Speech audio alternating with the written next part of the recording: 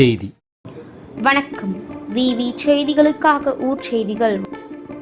பானாவரம் அருகே ஒரே குடும்பத்தைச் சேர்ந்த அண்ணன், தம்பி உட்பட ஒரே கிராமத்தைச் சேர்ந்த 3 சிறுவர்கள் குளத்தில் மூழ்கி இருந்த சம்பவம் பெரும் அதிர்ச்சியையும் சோகத்தையும் ஏற்படுத்தியுள்ளது.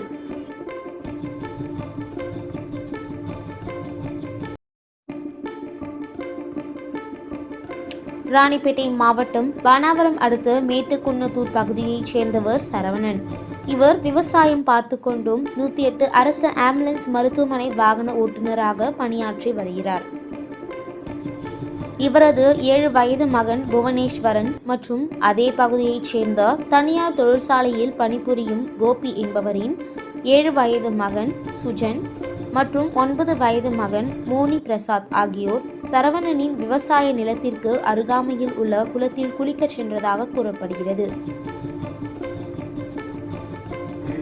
மூவரும் குளித்துக் கொண்டிருந்த போது நீச்சல் தெரியாததால் எதிர்பாராத விதமாக திடீரென மூவரும் ஒன்றன் பின் ஒன்றாக தண்ணீரில் மூழ்கியுள்ளனர்.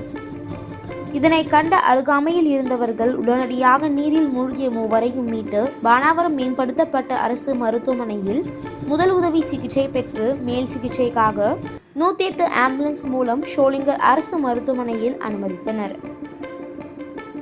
அவர்களை பரிசோதித்த மருத்துவர்கள் மூவரும் ஏற்கனவே உயிரிழந்து விட்டதாக தெரிவித்துள்ளனர். இது குறித்து அறிந்த பானாவரம் காவல்துறையினர் 3 சிறுவர்களின் உடல்களையும் மீட்டு பிரேத பரிசோதனைக்காக ஷோலிங்கர் அரசு மருத்துவமனைக்கு அனுப்பி வைத்தனர். இதனைத் தொடர்ந்து இச்சம்பவம் குறித்து வழக்கு பதிவு செய்த பானாவரம் காவல்துறையினர் விசாரணை மேற்கொண்டு வருகின்றனர்.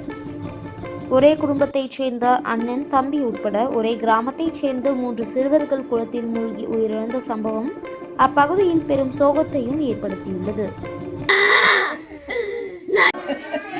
ஐயோ பட்டை எடுத்து மாட்டேன்னா என் பேர வருவானா? ஏன் ஒரு புள்ளிங்க கொல்லி போட புள்ள இல்லையா?